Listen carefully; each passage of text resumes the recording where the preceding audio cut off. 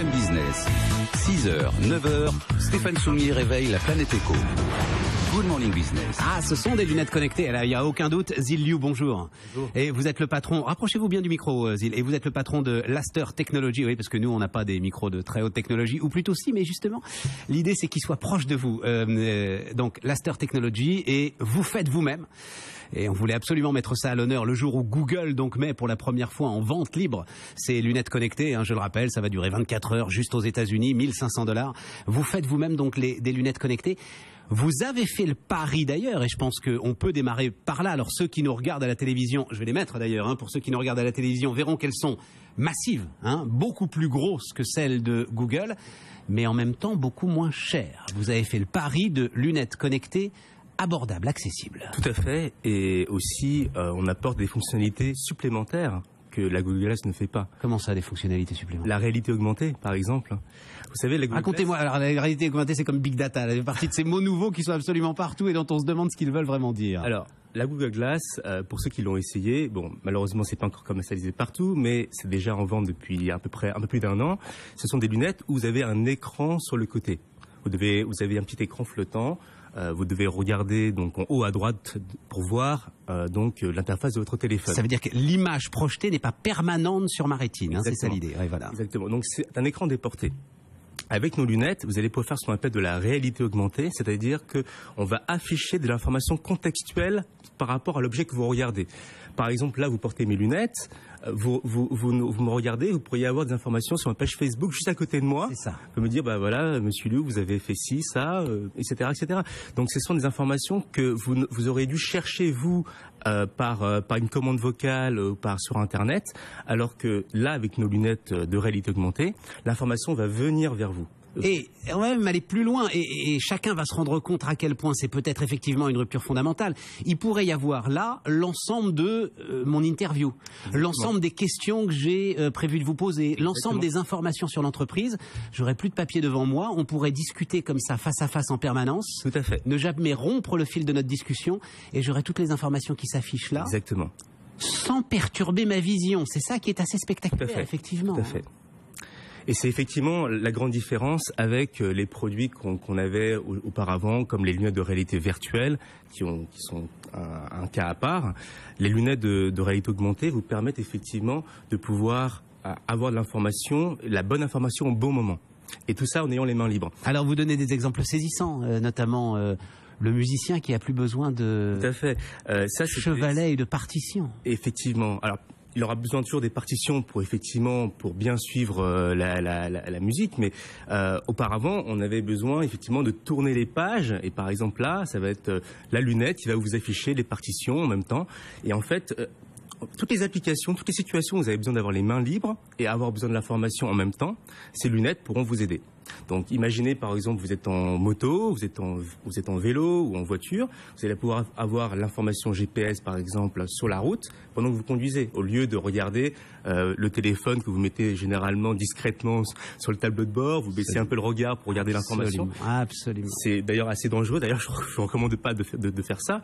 Achetez plutôt des lunettes, des Google Glass ou nos lunettes, et vous aurez l'information tête haute, un peu comme les pilotes de chasse. Alors, d'où sortent ces lunettes aujourd'hui? Alors, je disais, plateau de Saclay, notre Silicon Valley à nous, avec un pôle d'optique particulier d'ailleurs. Oui, et d'ailleurs on l'appelle l'Optics Valley, puisque depuis une vingtaine d'années, il y a une grande concentration de compétences, d'écoles d'ingénieurs, d'entreprises qui sont autour de l'optique, de la photonique, et il y a effectivement un savoir-faire français dans cette région, et aujourd'hui il y a énormément de startups qui sont nées de ces savoir-faire, de ces technologies, dont l'Aster Technology, qui est une société qui a été créée il y a maintenant 10 ans. Comme quoi, ça fait depuis pas mal de temps que la France travaille sur ces technologies. 10 ans que vous travaillez sur la lunette connectée? Tout à fait, ça fait depuis 2005 que la société travaille sur ces lunettes connectées. Et aujourd'hui, nous avons la chance de pouvoir les sortir depuis le début de l'année d'ailleurs, donc en précommande sur notre site. Et elles sont donc aujourd'hui connectées au smartphone avec la 3G, la 4G, l'Internet, le Wi-Fi. Alors, c'est ça, la connexion, elle se fait avec le smartphone? Tout à fait.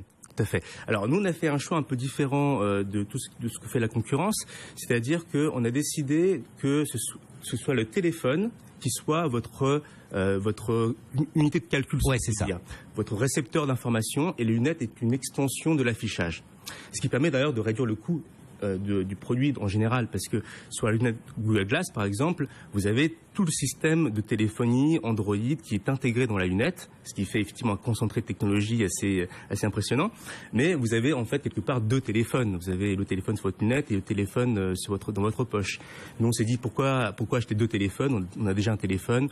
Essayons d'apporter quelque chose un accessoire qui soit l'extension du téléphone et de notre vision naturelle aujourd'hui. Ah oui, celle de Google est totalement autonome. C'est ça. Voilà, c'est le choix qu'ils ont fait, et c'est ce qui explique les 1500$ sans doute aujourd'hui. Tout à fait, exactement. Plus, oui, vous vouliez ajouter quelque chose? Alors voilà, par contre, il y a un inconvénient sur ce type d'architecture, c'est que l'autonomie du coup est beaucoup plus faible, qu'on intègre tout ce concentré des technologies à l'intérieur de la lunette. C'est plus lourd, enfin, ça consomme un peu plus d'énergie, et vous ne pouvez pas bénéficier d'évolution technologique des téléphones qui tous les 6 mois ont de meilleures puissances de calcul. C'est pour ça que nous on a fait ce choix de différencier l'unité de calcul de l'afficheur. Après, vous avez fait un design massif. C'est parce que vous pouvez pas faire autrement, ou parce que vous avez volontairement voulu montrer une différence? Elles sont massives, elles sont esthétiques, j'aime bien, mais elles sont massives. Oui, alors effectivement, on a voulu se distinguer de tous les produits existants. C'est une manière de se différencier des produits de la concurrence. Bon, après, je pense qu'on peut effectivement améliorer encore la miniaturisation. Ça, c'est toujours possible. Mais il faut savoir que nous, on considère qu'aujourd'hui, ce type de lunettes n'est pas en utilisation tous les heures, tous les jours de la journée, parce que aujourd'hui, on pense que le grand public n'est pas prêt à porter ces lunettes en permanence. Donc, c'est pour ça qu'on pense que le produit est plutôt destiné à certaines situations de la vie, certaines situations lorsque on est par exemple en voiture, ou qu'on fait du tourisme, ou quand on est en parapente. C'est du tourisme, il faut raconter ça aussi. C'est-à-dire, je vais me balader avec ces lunettes-là, et donc les monuments que je vais regarder avec ces lunettes, ils vont être reconnus automatiquement. C'est ça, et ils vont vous parler. Ils vont parler avec des images, avec des informations. Ça marche aujourd'hui, ça. Tout à fait. Tout à fait. Alors bientôt, vous allez voir des expérimentations dans les musées. On va sûrement faire aussi un partenariat avec donc certaines villes pour pouvoir se balader donc en vélo et voir donc les richesses du patrimoine dans certaines villes avec des lunettes connectées. Comment est-ce que maintenant vous allez développer et structurer l'entreprise? Ça, ce que j'ai entre les mains là, c'est un prototype? C'est un prototype, oui. Il y en a combien qui sont fabriqués aujourd'hui? Alors aujourd'hui, nous, on en fabrique plusieurs centaines et on espère en vendre plusieurs milliers. Fabriqué, j'imagine, en Asie? En France. En France aujourd'hui, oui. Vous fabriquez ça en France? Eh oui, on essaie de garder effectivement de l'industrie française. C'est votre volonté, et c'est votre volonté de continuer à fabriquer en France? On essaie, en tout cas, on se bat pour ça. Et vous avez l'ensemble des composants là, parce que je vois les écrans, l'optique, enfin l'ensemble des composants. C'est vrai qu'une partie des composants viennent un peu des quatre coins du monde. D'accord, mais l'assemblage, vous voulez le faire en France? Toute la partie conception, R&D et assemblage est fait en France. Et vous avez les industriels qui ont dit OK, parce que je vois bien comment ça se passe. Les entrepreneurs, ils vont voir les industriels, et les industriels, ils ont du mal à avoir le même enthousiasme que l'entrepreneur pour prendre le risque. C'est vrai. Parce qu'il faut prendre le risque ensuite d'investir pour assembler de telles lunettes. Et d'ailleurs, là-dessus, c'est pour ça que nous, on est sur des marchés de niche, on peut dire. Donc le sport, notamment, les sports un peu extrêmes, le parapente, le vélo, le VTT, etc.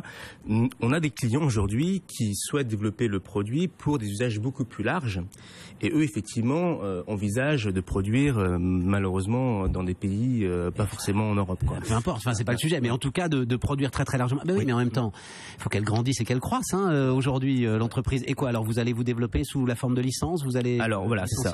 On vend aujourd'hui des licences ainsi que le module optique qui vient donc s'attacher aux lunettes avec différentes formes de design. Donc ça peut être des casques de vélo, ça peut être des masques de ski par exemple. On a un partenariat avec un équipement sportif pour faire du ski avec donc ces technologies. Ça peut être toute forme de lunettes de protection, par exemple pour les professionnels. Vous savez, quand on travaille sur un chantier, parfois on a besoin d'avoir également l'information. Donc il y a toute une activité dans le marché professionnel. Les logisticiens, les médecins. On a un très beau projet d'ailleurs avec les chirurgiens de l'IRCAD à Strasbourg, où on va aider les chirurgiens à opérer ce qu'on appelle en laparoscopie, donc à pour la médecine du futur. Bref, c'est bien une révolution, hein, ces lunettes connectées. Voilà, c'est pas un gadget. Où que ce soit, partout, des modèles sont en train de sortir, et il en sera de la lunette comme du téléphone portable. Hein, c'est votre conviction aujourd'hui. Vous savez, la science-fiction, vous avez pu lire peut-être dans les années passées. Rapidement. Voilà, des livres de Philippe K. Dick ou des choses comme ça, qui ont déjà parlé de ce type. Minority Report est un bon exemple. On me racontait aussi les voitures volantes. Il y en a toujours pas de voitures volantes. Ça arrive. Bon, d'accord. Voilà. En tout cas, c'est l'heure de la lunette connectée. Voilà. Merci beaucoup d'être venu nous voir. Zil Liu, donc ça s'appelle Laster Technology et il sera 8h dans 2 minutes 30.